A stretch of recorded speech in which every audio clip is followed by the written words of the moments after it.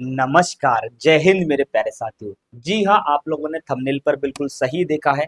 सीहोर के collected office में and Chhindwara के कलेक्टेड ऑफिस में डीईओ यानी डेटा एंट्री ऑपरेटर की वैकेंसी आई है। इस प्रकार की वैकेंसी के बारे में और भी मैं पहले कई बार आपको वीडियो बनाकर बता चुका हूँ कि इसका एलिजिबिलिटी क्या होता है, कुल पद कितने होते हैं, आयु व इसकी आयु की सीमा क्या होती है, सैलरी क्या होती है। ये सारी जानकारी मेरे दोस्तों मैं आज यहाँ आपको बताने वाला हूँ। अगर आपको ये इन्फॉर्मेशन पता है कि कहाँ कैसे क्या एलिजिबिलिटी है और आपको पता है कि मैं एलिजिबल हूँ, तो वीडियो देखने की आपको आवश्यकता नहीं है। डायरेक्ट जाइए एमपी ऑनलाइन पर एंड एमपी ऑनलाइन की शॉप पर जाइए, वहाँ पर फॉर्म फिल करवा दीजिएगा। लेकिन अगर आपको नॉलेज नहीं है कि ये भर्ती कैसे होती है, और यहाँ एक बात मैं बता दूं वीडियो स्टार्ट करने से पहले साथियों, ये वैकेंसी सिर्फ उनके लिए है जिसके पास सीपीसीटी है ना। अगर आपके पास सीपीसीटी है तो आप ये पूरा वीडियो देखिएगा। हो सकता है कि आपको यहाँ कुछ इंपॉर्टेंट चीज देखने को मिले और आप फॉर्म फिल कर दें, हो सकता है डायरेक्ट सिलेक्शन हो जाए बिना किसी एग्जाम के। ये है हमारे कार्यालय कलेक्टर जिला छिंदवाड़ा की विज्ञप्ति, जिसमें बोला गया है कि उनके द्वारा वैकेंसी निकाली गई है। और ये विज्ञप्ति है दोस्तों कार्यालय जो हमारा कार्यालय कलेक्टर कार्यालय है जिला सीहोर की, है ना। इनके द्वारा सीहोर में जो टोटल भर्ती है वो दो है, जिसमें से एक जो है महिला के लिए, अनारक्षित महिला मतलब कि दिव्यांगत वर्ग मुक्त के लिए, यानी जो हमारा मेल है उनके लिए है, बट ये दिव्यांग के लिए है। और बाकी की जो मैं इन्फॉर्मेशन यहाँ आपको बताने वाला हूँ, जो डिटेल में मैं आपको इन्फॉर्मेशन यहाँ देने वाला हूँ, वो दोनों वैकेंसी के लिए सेम है, चाहे मैं छिंदवाड़ा की चर्चा कर लूँ और चाहे मैं सीहोर की चर्चा कर लूँ। और साथियों लास्ट में मैं आपको ये भी बताऊंगा कि कितने मार्क्स में सिलेक्शन हो जाता है। यहाँ पर एक भाई का सिलेक्शन हुआ है, जिसके बारे में मैं आप लोगों को अभी हाल ही में बताऊंगा। पहले मैं यहाँ पर आप लोगों को बता देता हूँ साथियों की दोनों की लास्ट डेट क्या है। यदि मैं यहाँ पर सीहोर वाले की लास्ट डेट की बात करूँ कि कब तक आप फॉर्म फिल कर सकते हैं, तो साथियों 9 अक्टूबर तक आप सीहोर वाले के लिए फॉर्म फिल कर सकते हैं, जिसका जो फीस चार्ज है वो 200 रुपये प्लस जीएसटी है। एंड साथ ही छिंदवाड़ा के लिए अगर मैं बात करूं कि कब तक आप फॉर्म फिल कर सकते हैं, तो छिंदवाड़ा के लिए मैं अभी बात करने वाला हूं। ठीक है, चलेगा। तो छिंदवाड़ा की विज्ञप्ति में डिटेल में दिया हुआ है, तो मैं भी आप लोगों को थोड़ा सा डिटेल में बता देता हूँ। ये जो नोटिफिकेशन आया है वो 21 तारीख को आया था साथियों, मैं वीडियो नहीं बना पाया। मेरे पास 21 तारीख को ही अपडेट आ गया था, बट नहीं बता पाया। छिंदवाड़ा में दोस्तों टोटल 8 पद हैं। कितने पद हैं? टोटल 8 पद हैं। एंड इनकी जो सैलरी होने वाली है वो 19,500 रुपये होने वाली है। टोटल 6 पद हैं। और मेरे यहाँ से मेरे दोस्तों, हमारे यहाँ से बहुत सारे स्टूडेंट ऐसे हैं जिनका इस पोस्ट पर सिलेक्शन हुआ है, और मैं इस पोस्ट के बारे में बहुत ही डिटेल्ड में जानता हूँ। मेरा खुद का 2-3 बार सिलेक्शन इस पोस्ट पर हुआ है, जिसका अगर आप प्रूफ मांगेंगे तो मैं आपको एक और वीडियो बना दूंगा कि मेरा कैसे सिलेक्शन हुआ था, है ना। उसका नोटिफिकेशन, उसका मैं आपको कॉल लेटर और इंटरव्यू लेटर सब कुछ वहां पर बता दूंगा। ठीक है साथियों।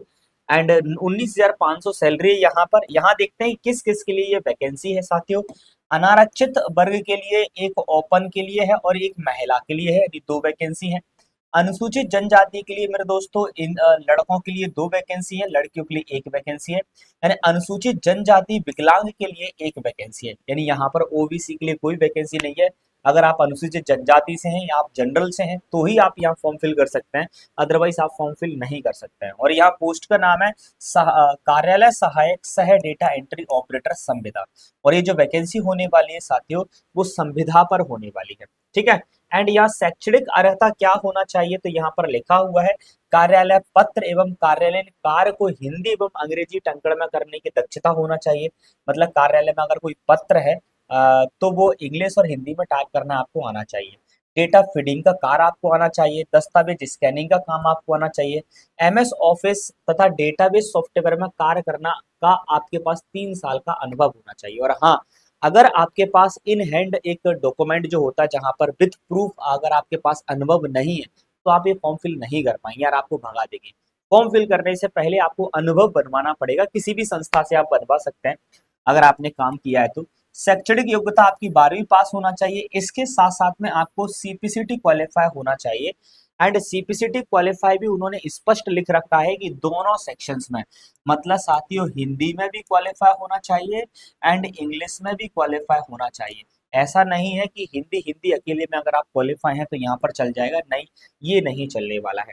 एंड आप मध्य प्रदेश के मूल निवासी होना चाहिए, आपकी आयु 18 से 40 वर्ष के बीच की होना चाहिए, आपका कोई आप कोई डिवोर्स आपका कभी डिवोर्स नहीं होना चाहिए, एंड आपके प्रति न्यायालय में कोई प्रकरण दर्ज नहीं होना चाहिए। अगर ये चीजें हैं तो डेफिनेटली मेरे साथियों आप लोग एलिजिबल है इस वैकेंसी के लिए। एंड नियुक्ति की जो प्रक्रिया होने वाली है वो ये होने वाली है दोस्तों कि जब आप अपना सीपीसीटी का डिप्लोमा लगाएंगे तो उसमें चेक किया जाएगा कि किसके मार्क्स ज्यादा है। जिसके मार्क्स ज्यादा होंगे उसे मेरिट सूची में ऊपर लिखा जाएगा, जिसके मार्क्स कम होते जाएंगे उसे मेरिट सूची में नीचे करते चले जाएंगे। जैसे फॉर एग्जांपल मैं यहाँ पर एक मेरिट सूची ले लेता हूँ जो कि सीहोर जिले ने पहले जनरेट करी थी जब वैकेंसी निकाली थी, इनका सिलेक्शन हुआ है। जैसे एक फॉर्म भरा हुआ है रिंकी तोमर जी के द्वारा, नेहा वर्मा जी के द्वारा, भुवनेश्वरी NA के द्वारा यहाँ पर फॉर्म फिल किए गए हैं। अब यहाँ पर जितने भी फॉर्म फिल हुए थे, जैसे मान लीजिएगा यहाँ पर 500 फॉर्म फिल हुए थे, अब इन 500 फॉर्म फिल में से जिसका भी ज्यादा मार्क्स है उसे फर्स्ट नंबर पर रखा जाएगा। तो यहाँ रिंकी तोमर जी का यहाँ सबसे ज्यादा मार्क्स है 56, यानी इनका सिलेक्शन हो चुका है। अब आप देख रहे हैं दोस्तों 56 नंबर पर सिलेक्शन हो चुका है। पिछली बार अभी एक दो महीने पिछले महीने की बात है, पिछले महीने ये सिलेक्शन हुआ है। MP ऑनलाइन के द्वारा ये मेरिट लिस्ट जारी की गई थी, जो कि मैंने आपको एक फॉर सबूत के तौर पर यहाँ पर बता दी कि यहाँ भाई इस प्रकार के सिलेक्शन होता है। तो 56 मार्क्स पर यहाँ सिलेक्शन हो चुका है। सोचो जी, अगर आपके 56, 58, 55 के लगभग लगभग मार्क्स है तो डेफिनेटली साथियों आपका सिलेक्शन हो जाएगा, है ना। एंड इनकी हिंदी की टाइपिंग 36 है, इंग्लिश की टाइपिंग 34 है। या टाइपिंग पर कोई देखो जी, इनकी 36 से ज्यादा तो इसकी है, किसकी है, हमारी नेहा वर्मा की। लेकिन नेहा वर्मा को फर्स्ट पर नहीं रखा गया है, रिंकी को फर्स्ट पर रखा गया है, क्योंकि सिलेक्शन के लिए फर्स्ट प्रायोरिटी टाइपिंग नहीं होती है, सिलेक्शन के लिए फर्स्ट प्रायोरिटी होती है सीपीसीटी के में प्राप्त किए गए मार्क्स। तो इसके 56 मार्क्स हैं और इनके 55 मार्क्स हैं, इसलिए इन्हें सेकंड पर ले लिया गया। आई थिंक ये मेरिट लिस्ट को देखते हुए आपको सब कुछ क्लियर हो गया होगा कि यहाँ एक्चुअल में सिलेक्शन कैसे होता है साथियों। एंड अगर आप फॉर्म फिल कर देंगे तो डेफिनेटली आपके लिए इस प्रकार की मेरिट लिस्ट जारी की जाएगी, जो कि MP ऑनलाइन पर ही डाली जाएगी, या उस डिस्ट्रिक्ट की जो अपनी वेबसाइट होती है NIC, डिस्ट्रिक्ट के नाम से NIC की जो वेबसाइट होती है उस पर भी लिस्ट डाली जाती है। अगर आप चाहेंगे दोस्तों तो मैं आप लोगों के लिए एप्लीकेशन फॉर्म की लिस्ट डिस्क्रिप्शन में और डाल दूंगा। एंड यदि आप खुद भरना चाहते हैं तो डिस्क्रिप्शन में लिंक डाल दूंगा आप लोगों को, या आप खुद नहीं भरना चाहते तो यार आप ऑनलाइन की शॉप पर जाइए, वहां पर फॉर्म फिल कर दीजिएगा। एंड ये था एक DEO यानी डेटा एंट्री ऑपरेटर्स के पदों से संबंधित कुछ इन्फॉर्मेशन। साथियों चैनल पर नए हो तो फटाफट से सब्सक्राइब कर लीजिएगा, और लाइक नहीं किया तो लाइक कर दो यार, और थोड़ा इस वीडियो को शेयर कर दीजिएगा। मिलता आपका भाई इसी प्रकार की नॉलेजेबल वीडियो में, तब तक के लिए जय हिंद साथियों एंड हरे कृष्ण।